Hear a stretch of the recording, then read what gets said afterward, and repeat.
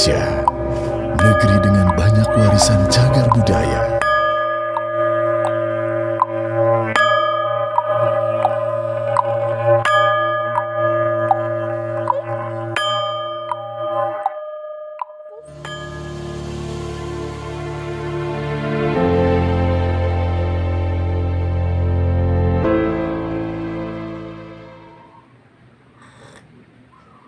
Hah? Halo, Assalamualaikum kaum pagelajaran dimanapun kalian berada.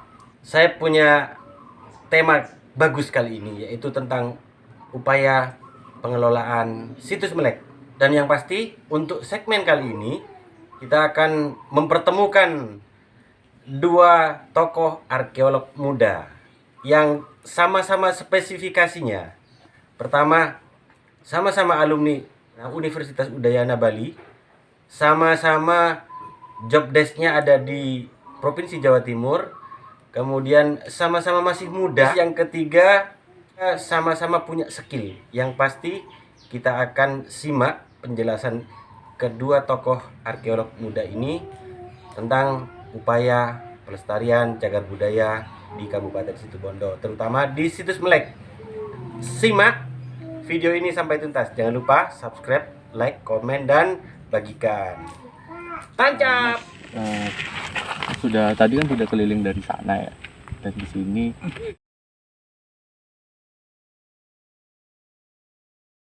melihat potensinya itu bagaimana, Mas? Potensi yang ada di sini. Kalau saya lihat sih potensi tarik, kalau spesifiknya klasik ya, berarti ya itu sangat, sini aja udah kelihatan dari luar situs itu udah kelihatan sangat besar.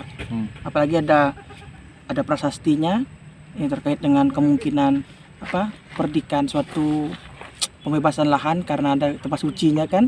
Di sini terlihat ada tempat suci di mana kemungkinan Hindu ya, karena kan letaknya juga terlihat kan, dan juga dari batu-batanya, jadinya kemungkinan ada koneksi antara kedua itu kan. Masih banyak potensi yang sangat besar yang bisa dilihat untuk wilayah sini karena dari lihat dua situs tersebut. Tempat suci karena kan kemungkinan suatu wilayah suci itu tempatnya sangat berdekatan, saling berdekatan ya, karena satu wilayah saja. Kemungkinan di sini memang tempat suci, nanti kotanya di mana gitu. Jadi potensi terkait dengan kreweng yang merupakan Kreweng itu apa, Mas? bagian dari gerabah, fragmennya gerabah. Fragmen ya. Itu sangat bisa dibilang melimpah terkait di samping-sampingnya situs tadi prasasti. Tadi di situs Melek juga banyak terdapat beberapa kreweng gerabah, dan itu mencirikan banyaknya ya ritual-ritual, maupun entah itu bisa propan juga bisa. Artinya ada kegiatan manusia yang aktif di sini pada saat sebelum pada masa itu. Jadinya yang kemungkinan entah itu pemukiman untuk menjaga tempat suci juga ada pastinya kemungkinan. Entah itu dekat atau jauh sedikit kan pastinya ada. Ini untuk melihat potensi arkeologisnya semakin tinggi jadinya. Kemungkinan yang menjadi bagian dari ritual tempat sucinya, seperti mungkin ada benda-benda arkeologis lainnya ya yang untuk mendukung upacara maupun untuk kegiatan propan masyarakatnya, artinya kegiatan sehari-harinya. Dugaannya seperti itu ya? Iya, masih banyak ada. Jadi pada saat saya bikin statement bahwa ini kawasan ini cocok untuk dilakukan kajian dan penelitian lebih lanjut, itu sangat memungkinkan berarti ya? Benar ya seperti itu? Sangat memungkinkan. Kalau saya lihat dari kacamata situs yang ada sudah terlihat di sekarang, masih sangat berpotensi, sangat besar potensinya, dan juga sangat memerlukan untuk dilakukan kajian lebih lanjut ya, karena ini selain potensinya juga pasti banyak tanda tanya besarnya. Contohnya seperti ada calon-calon prasasti, bakal prasasti seperti itu. Contohnya itu kan masih menjadi suatu misteri yang perlu dikaji lebih lanjut. Jadinya sangat cocok. Kita harus sebenarnya kan langkah-langkah secara arkeologis secara ini kan itu ada tahapnya, yaitu tahap pertama tahap kajian, dua itu tahap kajian itu kan banyak macamnya, ada kajiannya banyak macamnya di dalamnya, ada kajian zonasi, ada kajian JRM, ada kajian kebendaan, nilai penting dan sebagainya. 3 tahap itu yang sangat penting pada saat dilakukan di kawasan ini ya. Ya, artinya emang harus mengikuti struktur sistematis tahapan-tahapan kajian itu emang sangat ya, artinya untuk bisa menemukan kajiannya seutuhnya jadinya. Kalau hanya satu-satu kan jadi tidak utuh ketemunya. Jadi ya seperti Mas bilang tadi, emang harus kajiannya seperti itu kalau bisa gitu.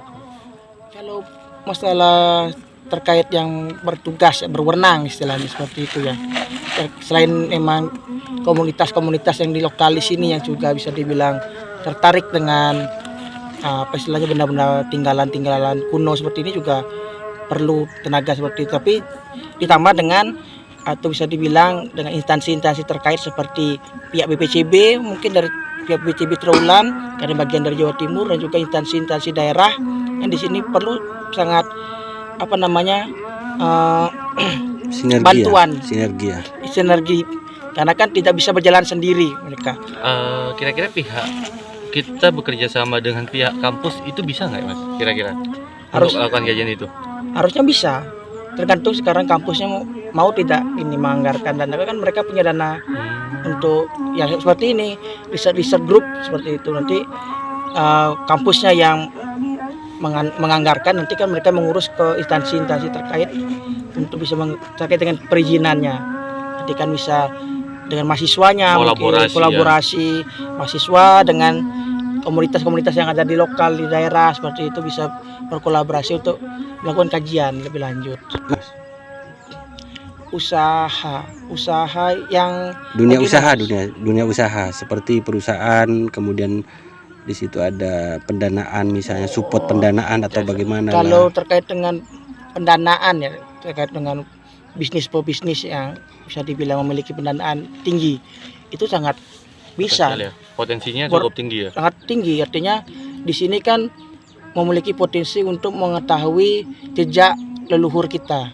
Nah, terutama di wilayah Situbondo kan istilahnya. Dan itu bisa menjadi salah satu potensi yang didanai lah oleh pebisnis yang memiliki dana tinggi, sehingga bisa membuat suatu kajian-kajian yang lebih terstruktur dan lebih lengkap seperti itu. Jadinya kan memang tidak murah.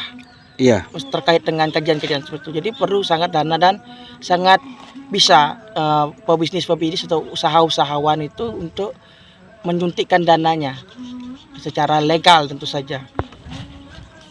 BUMN. Sebenarnya kalau BUMN juga ya kadang-kadang ya tergantung BUMN-nya bergerak di bidang apa ya. Kadang-kadang kan kalau bidangnya agak cross kan memang agak apa ya, mempersulit jadinya. Tapi sebenarnya bisa juga mereka untuk menyuntikkan, terlibat langsung, terjun untuk bersama-sama menentukan mana titik-titik yang bisa dibilang tidak boleh diganggu oleh mereka. Jadinya mereka membantu kajian itu, selain untuk membuat suatu penelitian baru, juga untuk menentukan titik-titik mereka tidak bisa mengganggu wilayah tersebut. Seperti misalnya kalau pertambangan, BUMN dengan pertambangan, mereka sudah mempetakan titik-titik di mana sebenarnya sebaran sejarahnya padat. Jadinya mereka harus setidaknya pindah dari sana. Selain untuk pendanaan juga tentunya. Itu harusnya pendampingan ya. Benar. Selain kalau mereka kan dulu fokusnya ke AMDAL kan, awal-awal lingkungan itu kan. Sebenarnya selain lingkungan juga harus ada kajian arkeologis, sejarah itu juga harus, karena kan kita di undang-undang pun juga ada kan zonasi itu.